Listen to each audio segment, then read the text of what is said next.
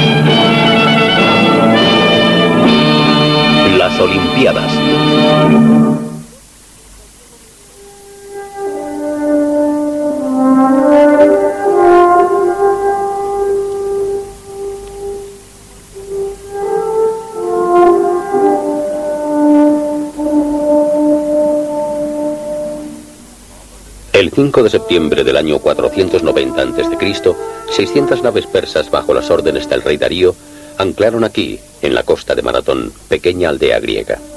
Su misión, la conquista de la ciudad de Atenas, a 42 kilómetros al sudoeste.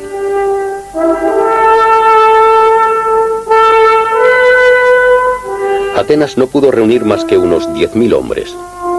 Su ejército, inferior al persa en 2 hombres por 1, estaba bajo las órdenes del general ateniense Miltiades. Miltiades tomó 2 importantes decisiones. Primero, envió al gran atleta ateniense Filípides para que recorriera los más de 240 kilómetros hasta Esparta en busca de ayuda. Después ordenó que su ejército de 10.000 hombres se dirigiera a las llanuras de Maratón para presentar batalla, en lugar de enfrentarse a los persas en Atenas. Filípides, desprendiéndose de su armadura, llegó a Esparta al cabo de 2 días. Los generales espartanos le recibieron bien, pero le dijeron que sus leyes les prohibían entablar batalla hasta la llegada de la luna llena. Faltaban cerca de 2 semanas para que hubiera luna llena. Filípides regresó a Maratón. Mientras tanto, en las llanuras de Maratón, los ejércitos rivales se enfrentaban el uno al otro desde una distancia de 1,5 kilómetros. Los persas, convencidos de su victoria, comenzarían la batalla cuando ellos quisieran. Miltiades, sin embargo, estaba ideando una revolucionaria táctica de batalla. Sabía que los persas siempre atacaban frontalmente, utilizando todas sus tropas. Para contrarrestar esta fuerza masiva, dividió su ejército en 3 grupos. Un grupo central, que se enfrentaría directamente al ataque persa, y 2 fuertes flancos que atacarían por la izquierda y la derecha.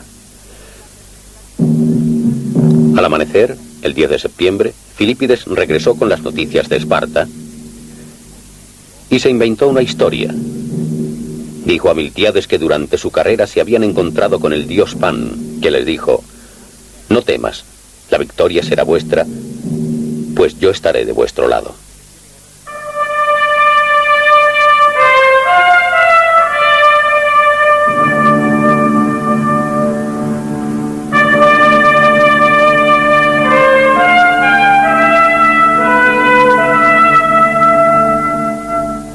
La La mañana del 10 de septiembre comenzó la batalla. Rápidamente los persas hicieron retroceder al grupo central de los atenienses. Miltiades entonces ordenó atacar a sus flancos por la izquierda y la derecha. Los persas habían avanzado demasiado. Los flancos de los atenienses podían ahora rodearlos. Los persas estaban confusos. A la confusión le siguió el desorden. Y después el colapso total. Los persas perdieron casi 7.000 hombres. Sorprendentemente, el ejército griego perdió menos de 200 guerreros. Los persas huyeron a sus naves y una nueva palabra aparecería en la lengua griega como homenaje al dios Pan y a la confusión que causó su presencia. La palabra pánico.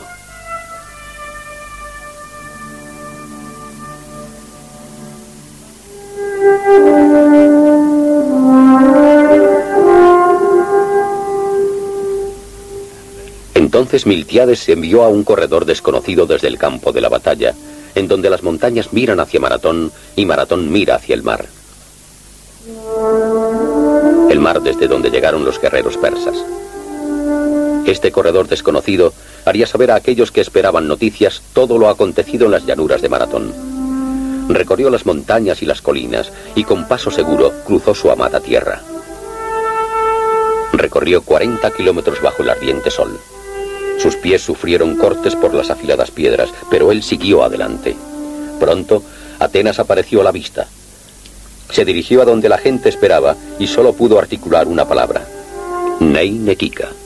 Sí, hemos vencido. Después murió de agotamiento.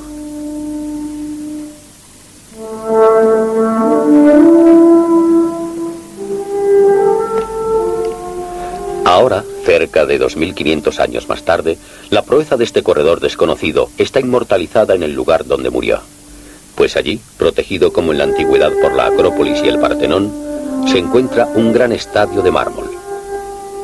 Aquí, en el año 1896, fue conmemorada la proeza de este guerrero ateniense al convertirse la maratón en una prueba más dentro de la moderna edición de las antiguas Olimpiadas.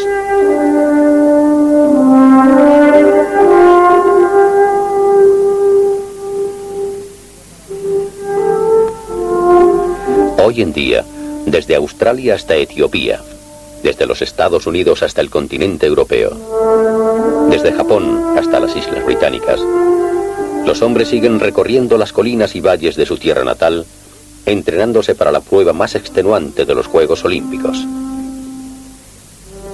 Silenciosos, solitarios, estos hombres son de una raza especial. Tienen 3 rivales a los que vencer: el terreno, la competición y, quizá más importante aún, ellos mismos. La moderna instauración de los Juegos Olímpicos tuvo lugar en Grecia en 1896. Después de 5 días de competición, los atletas griegos no habían ganado ninguna medalla de oro.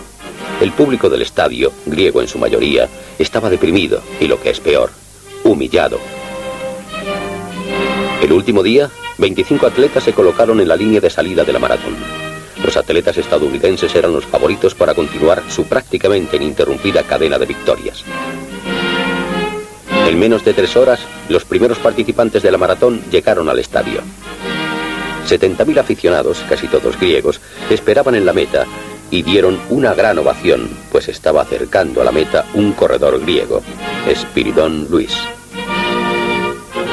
Al pasar Luis ante el palco real, el príncipe heredero de Grecia y el príncipe Jorge se unieron a él en la carrera hasta la línea de llegada. Su triunfo fue histórico.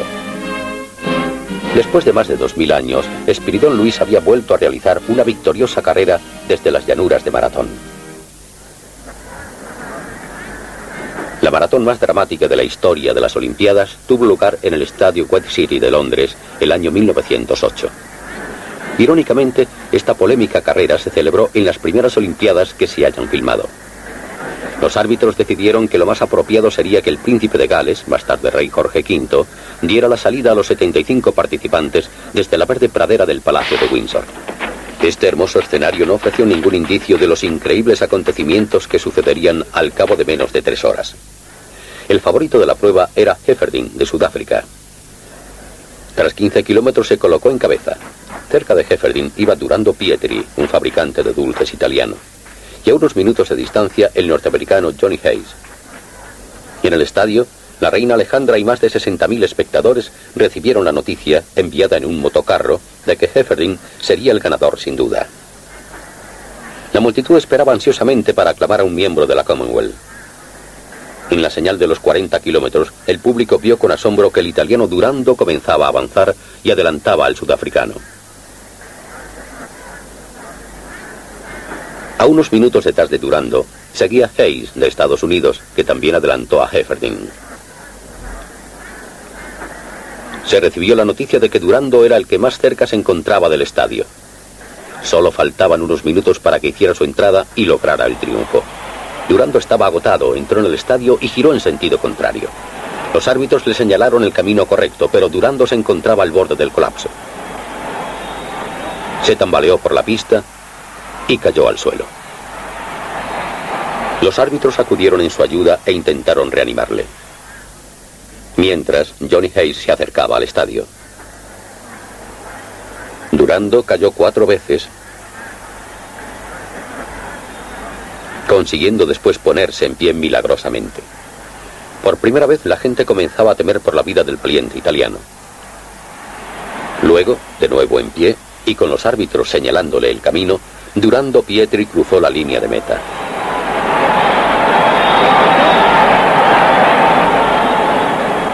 Los atribulados árbitros se lo llevaron de la pista inconsciente. Unos minutos más tarde, Johnny Hayes llegaba a la meta.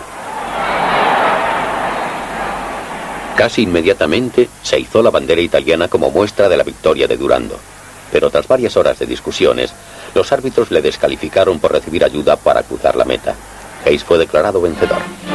La reina Alejandra, bisabuela de la reina Isabel II, entregó la medalla de oro a Hayes.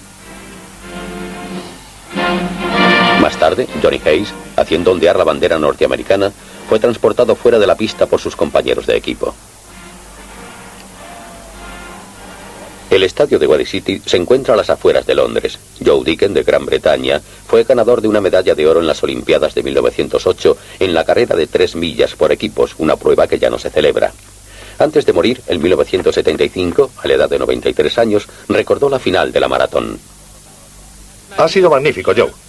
Gracias. El episodio entre Durando y Hayes entraron por allí, por la entrada a Good Lane, ¿no? ¿Recuerda qué sucedió exactamente?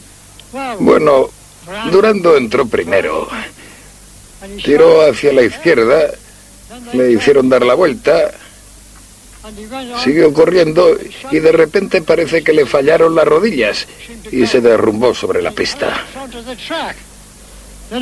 Me dijeron más tarde que había estado bebiendo vino durante la carrera y eso debió afectarle a las piernas. Eso es todo lo que sé. ¿Y cuándo entró Hayes? Hayes entró después y los norteamericanos protestaron. Así que, naturalmente, Durando fue descalificado. ¿Recuerda la reacción del público cuando entró Durando? Bueno, todo el mundo se puso en pie. La gente se preguntaba si se iba a morir o algo. Jim Peters era uno de los grandes corredores de maratón en la época después de la Segunda Guerra Mundial. Participó en su última carrera olímpica en 1952. Peters tuvo la oportunidad de pasar a la historia olímpica en 2 ocasiones distintas, en la prueba de los 10.000 metros en 1948 y en la maratón de 1952. En ambas ocasiones, su principal obstáculo fue Emil Zatopek, de Checoslovaquia. La primera vez que conocí a Emil Zatopek, de Checoslovaquia, fue el día de la apertura de los Juegos Olímpicos de 1948. Aquel día me entregué al máximo por Gran Bretaña, al igual que hicieron los otros 2 corredores británicos. Pero al final fui desbancado por Zatopek y llegué en 9ª posición. Entonces decidí retirarme del atletismo, pero me gustaba tanto el deporte que solo me retiré durante 6 meses. Y después me empecé a entrenar para los Juegos Olímpicos de 1952, que se celebrarían en Helsinki. Yo era el favorito. Solo había un hombre que se podía interponer en mi camino, Zatopek. 75 corredores, los mejores del mundo en 1952, tomaron la salida. Justo antes de que pasáramos la señal de la mitad de la carrera, salió el checo Zatopek y en un inglés bastante malo me dijo: Gene, ¿el ritmo es demasiado rápido? Yo nací en el East End de Londres y allí no nos rendimos fácilmente, así que con mi sentido del humor cockney le dije: ¿el ritmo? Demasiado lento. ¿Demasiado lento, dice Jim? Sí, le contesté. Y encogiéndose de hombros salió corriendo. Bajé la cabeza y salí detrás de él. No pensaba darme por vencido. Créanme, intenté poner en práctica todo lo que sabía, pero la victoria de 1952 se me fue de las manos. No podía correr ni un metro más. Por primera vez en mi vida me retiré de una carrera. Me llevaron de vuelta al estadio en ambulancia y vi al gran Zatopek entrar, sonriendo feliz de ganar su tercera medalla olímpica. 2 años más tarde, en los Juegos Británicos de la Commonwealth en Vancouver, ante el Príncipe Felipe y 25.000 espectadores, Jim Peters fue una vez más el favorito en una de las maratones más emocionantes que jamás se han celebrado. Antes de llegar al estadio, teníamos que ascender por una cuesta empinada. A mí me pareció una montaña. Llegué, bajé la ladera hasta el estadio. Subí la rampa. Me sentía un poco mareado, el sol brillaba con fuerza. Los 25.000 espectadores me aclamaban y entré en la pista. Entonces empezaron a suceder cosas. La pista me parecía arenas movedizas, pero seguí adelante. Dios mío, me dije, me va a pasar como a Durando en las Olimpiadas de 1908, al que le ganó Hayes de Norteamérica. No, levántate y termina. Hagas lo que hagas, no puedes rendirte. Debes llegar a la meta y terminar. Así que me levanté. Estaba decidido a hacer una cosa, a terminar. Me dirigí al lado contrario de la pista, dispuesto a recorrer el último tramo hasta la meta. Desgraciadamente la meta no estaba allí. Habían trasladado la meta 250 metros a la vuelta. El director del equipo británico y entrenador me recogió y fui descalificado. Esta historia tuvo un final feliz en 1967. Fui invitado a volver a Vancouver para repetir la última vuelta de la carrera que no pude terminar. Tuve que eliminar 18 kilos. Comencé mis entrenamientos y un régimen estricto y regresé allí. Fue como resurgir de la tumba. Podía ver a todos los atletas de la Commonwealth desfilando en mi imaginación. Atravesé la gran entrada. Me dirigí a la pista y corrí mientras oscurecía. Se encendieron todas las luces y terminé aquella última vuelta. De nuevo había 25.000 espectadores allí. Me vitorearon y me dieron una maravillosa bienvenida, que recordaré durante el resto de mi vida.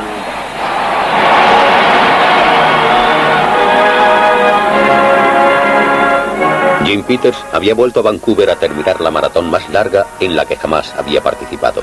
13 años.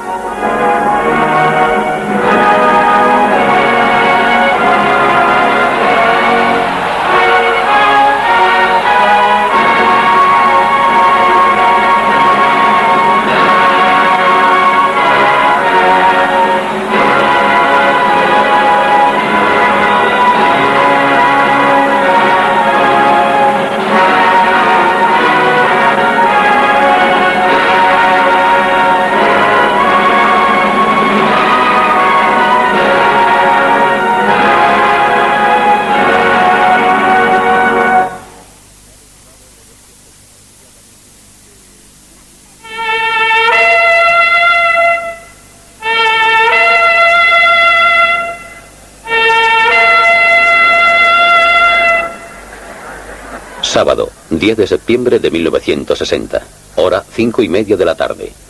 Lugar, la cima de la colina del Capitolio, en Roma.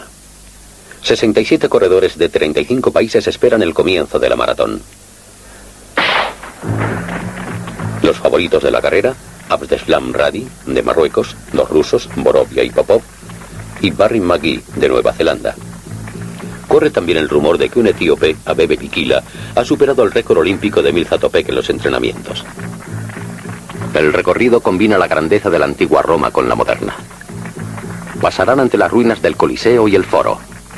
Más tarde por la moderna avenida de Cristoforo Colombo. Y después recorrerán la histórica Vía Apia hasta llegar, finalmente, a la línea de meta bajo el arco de Constantino. A los 15.000 metros, Radi de Marruecos se coloca en primera posición. Kelly, Gran Bretaña, segundo.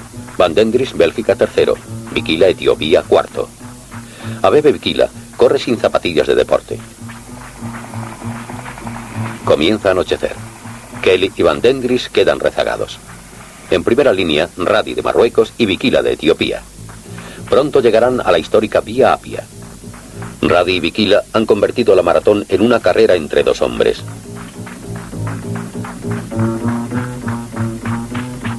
Es de noche. Ya han alcanzado la Vía Apia. Radi y Bikila avanzan juntos metro a metro. Radi, el favorito, y Abebe Bikila, desconocido hasta ahora. El final de la Vía Apia está a la vista. Abebe se ha colocado ahora en cabeza. Quedan poco más de 800 metros. Ahora Abebe acelera el ritmo.